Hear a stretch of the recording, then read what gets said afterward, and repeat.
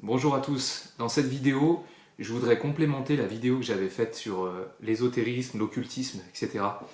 et toutes les pratiques qui sont associées. Dans la précédente vidéo, moi j'avais fait quelque chose face à face avec vous, sans préparation, où j'avais répondu aux arguments que je donnerais si quelqu'un discute de cela avec moi, sans réelle préparation. Pour autant, c'est un sujet, je pense, qui est nécessaire d'être préparé. Et j'ai avec moi le catéchisme de l'Église catholique. Voilà. Et je vais pouvoir un petit peu plus vous expliquer ce que dit l'Église, parce que c'est très clair sur ce genre de pratique. Et ensuite, je donnerai moi un commentaire.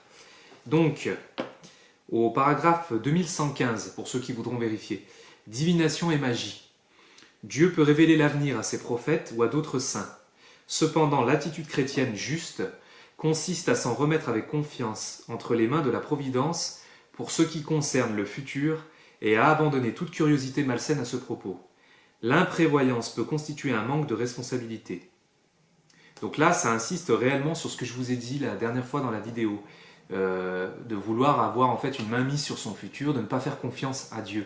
Voilà, c'est vraiment le sujet, moi, que j'avais, sans regarder le catéchisme, abordé dans la dernière vidéo. Mais il y en a d'autres. Toutes les formes de divination, au paragraphe 2116, donc la suite, toutes les formes de divination sont à rejeter. Recours à Satan ou aux démons, évocation des morts ou autres pratiques supposées à tort dévoiler l'avenir. La consultation des horoscopes, l'astrologie, la chiromancie, l'interprétation des présages et des sorts, les phénomènes de voyance, le recours aux médiums recèlent une volonté de puissance sur le temps, sur l'histoire et finalement sur les hommes, en même temps qu'un désir de se concilier les puissances cachées. Elles sont en contradiction avec l'honneur et le respect, mêlées de craintes aimantes que nous devons à Dieu seul. Voilà. En quelque sorte, ce passage nous indique qu'on n'a qu'un seul Dieu, qu'il faut lui faire confiance, il ne faut pas se faire d'autres dieux. Il faut faire attention avec toutes ces pratiques cachées. Parce que c'est ça que je n'ai pas dit dans la précédente vidéo. Le genre de science cachée qui attire beaucoup les gens qui cherchent, qui croient trouver quelque chose d'élitiste par rapport à la masse du peuple, c'est tout l'inverse du christianisme en fait, hein, où Jésus a montré qu'en fait, il a béni son Père, il a dit Père, tu es béni, je rends grâce parce que tu as donné ce savoir aux tout petits et tu l'as caché aux intelligents. Voilà, qu'il ait révélé la bonne nouvelle finalement à ceux qui se font les plus humbles, tout petits, ceux que finalement le Seigneur aime. Hein. Les petits, les hommes, ceux qui ne se mettent pas au-dessus de ce qu'ils sont, que le Seigneur élève. Et à l'inverse, il y a beaucoup de gens qui cherchent, qui se croient plus intelligents dans les choses du complot, dans les choses... Alors, il peut y avoir des choses vraies, hein, je ne dis pas, il y a des fois des parts de vérité. Hein. Même dans ce que dit le démon il se sert de part de vérité qui va noyer avec tout son mensonge et toute sa malice. Mais là, c'est un petit peu pareil. Attention à toutes ces pratiques cachées, parce que là, le catéchisme en parle de certaines, mais pas de toutes. Tout ce qui recèle d'un savoir caché, de quelque chose qu'on nous cache, que ce soit par les hommes ou par les anges, ou ce que vous voulez, tout savoir caché, extraterrestre, tout ce qui pourrait trouver, attention, tout ça, ça porte les fruits de l'adversaire, du démon, de toujours croire qu'il y a quelque chose de caché qui va être révélé, alors que nulle chose cachée ne doit être révélée. Comme disait le Christ, hein, tout ce que je vous ai dit dans le secret, hurlez-le sur les toits. Il n'y a rien de caché qui doit être révélé. Tout a été révélé. Et pour pouvoir avoir accès au Christ et à la vérité, il faut se faire tout humble et tout petit, et non pas croire qu'on va trouver dans les choses cachées de ce monde la vérité. Je parle en connaissance de cause parce que j'étais vraiment là-dedans au début de ma recherche. Dans les choses intelligentes, les choses qui se démarquaient de la masse. Et d'ailleurs, tous les gens que j'ai rencontrés qui étaient là-dedans, ils ont tous essayé de m'attirer de la même façon par la flatterie. Et vous verrez que ces gens-là, ils utilisent les mêmes armes que le démon. Alors des fois, en le sachant, ils savent ce qu'ils font. Et des fois, ils ne savent pas ce qu'ils font. Ils ne savent pas qu'ils sont l'instrument de l'adversaire. Donc il ne faut pas non plus les condamner. Mais je veux dire, c'est toujours la même façon de faire. C'est toujours vous dire que vous êtes quelqu'un d'exceptionnel. C'est toujours vous faire croire que vous êtes supérieur aux autres, que vous faites partie de l'élite. Toujours par la flatterie en fait. Hein. C'est ce que fait le démon tout le temps, en permanence. Voilà. Et donc, pour continuer, le chapitre 2117 du catéchisme de l'Église catholique. Toutes les pratiques de magie ou de sorcellerie par lesquels on prétend domestiquer les puissances occultes pour les mettre à son service et obtenir un pouvoir surnaturel sur le prochain, fût-ce pour lui procurer la santé, sont gravement contraires à la vertu de religion. Ces pratiques sont plus condamnables encore quand elles s'accompagnent d'une intention de nuire à autrui ou qu'elles recourent à l'intervention des démons directement. Le port des amulettes est lui aussi répréhensible. Le spiritisme implique souvent dans des pratiques divinatoires ou magiques. Aussi l'Église avertit-elle les fidèles de s'en garder. Le recours aux médecines dites traditionnelles ne légitime ni l'invocation des puissances mauvaises, ni l'exploitation de la crédulité d'autrui. Voilà, j'ai parlé dans l'autre vidéo de la crédulité. J'utilise ces gens qui sont voyants, qui sont médiums, qui sont tout ce que vous voulez, soi-disant, qui vont vous raconter ce que vous avez envie d'entendre. C'est ce que je disais. Et puis, parfois, il y a des choses spéciales qui se passent, et là, c'est plutôt l'invocation des puissances mauvaises. Alors, soit ils le font en conscience, et là, c'est plus grave, soit ils le font sans le savoir, ou ils pensent que c'est quelque chose de bon. Et vous voyez, ce qui est important, qu'il y a dans ce passage 2117, c'est donc toutes les pratiques de magie ou de sorcellerie par lesquelles on prétend domestiquer les puissances occultes pour les mettre à son service et obtenir un pouvoir surnaturel sur le prochain, fût-ce pour lui procurer la santé, c'est là-dessus que je voudrais insister, sont gravement contraires à la vertu de religion. Donc, vous avez parfois des gens qui vont utiliser des méthodes un peu bizarres pour même soi-disant vous guérir. Alors certains qui sont un peu plus dans les choses binaires vont vous dire mais tout ce qui est guérison ne peut pas venir du diable, le diable ne guérit pas. Eh bien, détrompez-vous. Détrompez-vous, le démon peut guérir. Il est un ange, et les anges ont un pouvoir sur la matière. Voilà. Et en tant qu'ange, qu'ils soient du bon ou du mauvais côté, ils ont un pouvoir sur la matière. Le démon, si c'est pour vous damner, si c'est pour vous attirer au mal, il peut vous guérir d'une maladie.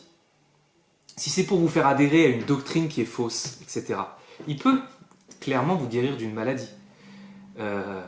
Alors souvent, la guérison ne sera pas subite, d'un coup, paf, comme un miracle. Hein. Les guérisons qu'on voit à Lourdes, etc., qui sont reconnues par l'Église, sont miraculeuses, c'est-à-dire qu'elles sont souvent instantanées et sans rechute. Les guérisons qui peuvent venir d'une puissance mauvaise, elles sont toujours plus troublées. Des fois, elles sont momentanées. Des fois, elles ne sont pas instantanées. C'est-à-dire que ça va prendre du temps, une rémission. Voilà. C'est plutôt une accélération des causes naturelles sur lesquelles va jouer le démon. Donc c'est surnaturel, mais ça reste sur les causes naturelles. Il n'y a que Dieu qui peut faire apparaître de la matière instantanément, faire disparaître de la matière instantanément. Les choses soudaines, explosives comme ça, les miracles, sont réservés à la puissance de Dieu. Et les démons, qui sont des anges qui ont chuté, ont quand même un pouvoir sur la matière. Donc ils peuvent très bien guérir pour vous attirer sur une mauvaise doctrine. C'est pour ça que je voudrais insister là-dessus, parce que beaucoup de gens vont voir des magnétiseurs, rebouteux, coupeurs de feu, qui ne guérissent pas au nom de Jésus, au nom du Père et du Fils et du Saint-Esprit, mais qui guérissent par des pratiques dites cachées, dites de dons, d'un don que eux seuls auraient et qu'ils se transmettent de génération en génération comme s'il y avait une initiation. Tous ces arts initiés ne viennent pas de Dieu. On ne se transmet pas les choses de génération en génération par un rituel initié. Non, ça c'est de l'ésotérisme, c'est l'inverse de la pratique religieuse. Voilà, donc ne vous faites pas avoir, c'est pas parce que vous entendrez des témoignages de gens qui ont guéri par des pratiques du type le Reiki, l'imposition des mains, magnétisme, etc., ou coupeur de feu. Je ne dis pas que ça marche pas, c'est là où c'est fort, c'est que ça marche, mais ça ne vient pas de Dieu. Elle est là la différence, et vous pouvez le voir clairement dans les fruits.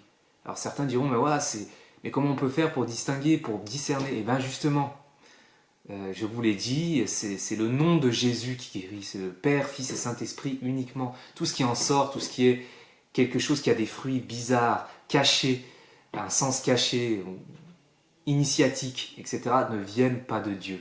C'est les armes de l'autre. C'est les armes de l'orgueil. C'est les fruits aussi dans lesquels vous pouvez reconnaître. C'est Jésus qui nous donne cette clé de discernement. Les fruits, on juge un arbre à ses fruits.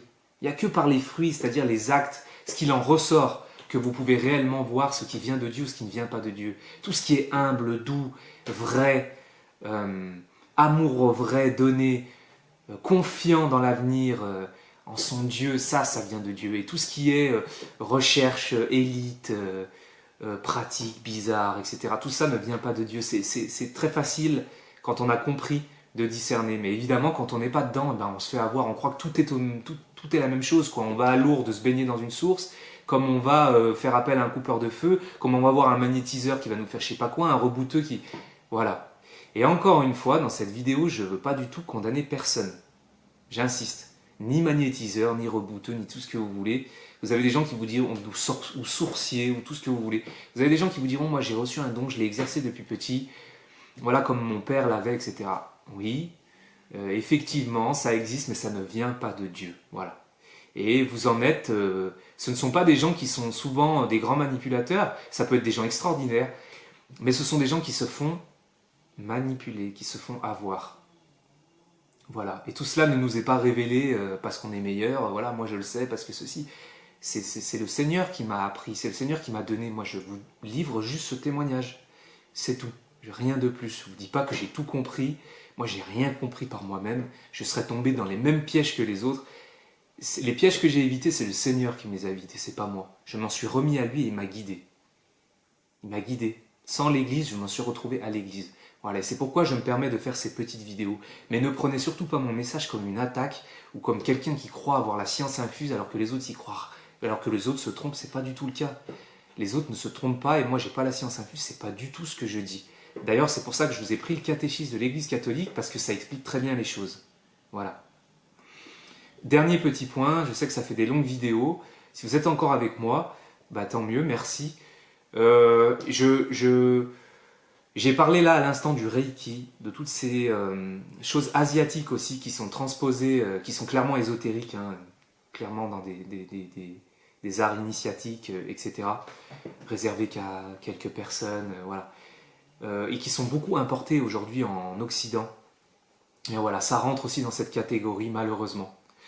Voilà, je dis la vérité, je me dois de dire la vérité. Toutes ces pratiques-là sont associées à ces passages que je vous ai lus dans le catéchisme de l'Église catholique.